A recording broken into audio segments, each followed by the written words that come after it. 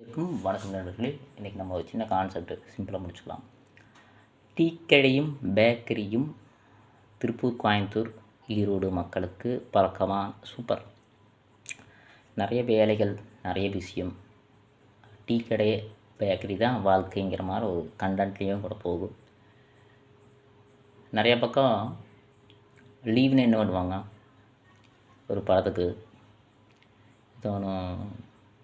ஜோனுக்கு போய் காசை வேஸ்ட் பண்ணுவாங்க. ஏன்னா நம்ம எங்கள் ஊர் சைடு, கொங்கு மண்டலம் சைடு பார்த்திங்கன்னா பேக்கரிக்கு போவாங்க, அவ்வளோதான்.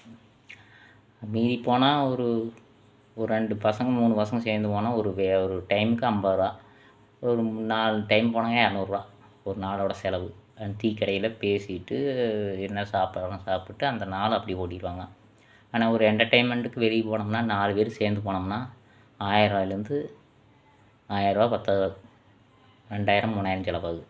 அந்த செலவு எங்கள் கொங்கு மண்டல பசங்க சூப்பராக பேக்கரியிலேயே சில விஷயங்களை, பேக்கரியில் உட்கார்றது மட்டும் இல்லை, ஃப்ரெண்ட்ஸ் மட்டும் கிடையாது, வேலைக்கு யாராச்சும் வந்தாங்கன்னா அவங்ககிட்ட ஷேர் பண்ணுறது. கம்பெனிக்கார் நிறைய பேர் வருவாங்க, வேறு வேலைக்காரெல்லாம் வருவாங்க. ஸ்பெண்ட் பண்ணிவிட்டு ஒரு டீ தானே குடிச்சிட்டு போன்னு சொல்லிட்டு அந்த நாள் ஃபுல்லாக கூட ஓடிடலாம். அந்த நாள் ஃபுல்லாக ஓடும்.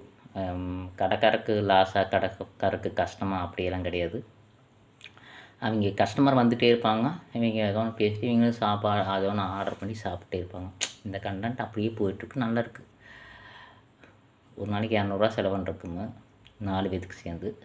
அதே வெளியே போனாங்கன்னா வெளியே எல்லாம் எத்தனை செலவாகுது தெரியுமாங்க? 4000லேருந்து 5000 வெட்டியாக செலவு. டீயை தானே குடிச்சிட்டு சாப்பாடும் கூட இறங்காது. ஏன்னா டீ சாப்பிட்டு சாப்பாடும் கூட இறங்காது. இப்படி கொங்கு மண்டல லைஃப் அப்படியே போகும். ஒரு சிலரெல்லாம் 6 டைம் 8 டைமில் டீ குடிப்பாங்க.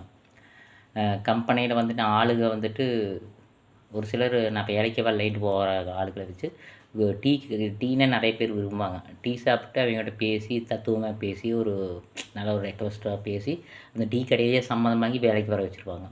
இந்த மாதிரி நிறையா கட்டட வேலை, என்ன கஷ்டமான வேலை, ஒரு மனுஷனுக்கு ரிலாக்ஸு எல்லாமே டீ. நான் டீ குடிக்கிறதில்ல, டீ கடைக்கு போகிறதில்ல. நான் சொல்கிறேன், ஏதோ ஒரு ஸ்நாக்ஸ் ஐட்டம் சாப்பிட்னா போவேன். இந்த மக்கள், கொங்கு மக்கள் மேக்ஸிமம் மார்க்கெட்டிங் டீ கடை தான். ஒரு கடையில் ஆர்டர் பண்ணி பிஎன்ஜி ப்ராடக்ட் வேணும்னா ஒரு பொட்டி கடை, டீ கடை மெயின். அந்த டீ கடை 50 டீ கடையில் 50 டீ ஏதோ ஒன்று சாப்பிட்றதோ வாங்குறதோ பண்ணும்போது அவங்க பழக்கமான ஆர்டர் போடுவாங்க. டீ கடையில், பேக்கரியில் ஏகப்பட்ட ப்ராடக்ட் இருக்குது. மார்க்கெட்டிங் சம்மந்தப்பட்ட ஆளுங்க எல்லாருமே டீ கடைக்கு போகிறது நல்லா தான். டீ குடிக்கணுங்கிறது கிடையாது, எதை வேணால் வாங்கி சாப்பிட்லாம். அதனால் பழக்கமாவாங்க. டீ கடைக்காரர் நல்லா பழகுவாங்க. இந்த வாழ்க்கை பார்த்திங்கன்னா கொங்கு மண்டலத்தில் பயங்கரமாக பரவி வீஞ்சு கிடக்குது. கொங்கு மண்டலம்னா ஈரோடு, கோயம்புத்தூர், சேலத்தில் பாதிங்க கூட கிட்டத்தட்ட பார்த்திங்கன்னா 1 லட்சம் பேக்கரிக்கு மேலே இருக்குது. 1 லட்சம் பேக்கரிக்கு மேலே தான் இருக்குது, கம்மியாக இருக்காது. ஒரு ஸ்டைலாக பேக்கரி ஸ்டைலாக பேக்ஸ்ன்னு வச்சுக்குவாங்க. பேக் கடை மாதிரி நினச்சிக்குவாங்க நிறைய பேர். அப்படியெல்லாம் இல்லை. கொங்கு மண்டல மக்களும் பேக்கரிக்கும் பல்வேறு விதமான உறவும், பல்வேறு விதமான விஷயம், நிறையா பிஸ்னஸ், நிறைய விஷயம் நல்லது, நிறையா ஏதோ அதர் பழக்கம், அதர் ஹேபிட் இல்லாமல் டீ குடிக்கிறதுன்னா சாப்பாடுங்கிறத விட ஒரு நாள் லீவு, ஒரு என்டர்டைன்மெண்ட்டுன்னு டீ கடை போய் போகிறது நல்லது. அதையே டைம் பாஸ் பண்ணி அப்படியே வெட்டியே பண்ணக்கூடாது. இப்போ தேவைப்படும் போது போகலாம். ஒரு விளையாண்டுட்டு போய் பேக்கரியில் உட்காந்து டீயை குடிக்கக்கூடாது. அந்த விளையாட்டுக்கு அர்த்தம் இல்லாமல் போயிடும். இது நிறைய பேர் பண்ணுறாங்க. ஸ்போர்ட்ஸுக்கு மேக்ஸிமம் டீ கடையை அவாய்ட் பண்ண வேணும் நல்லது.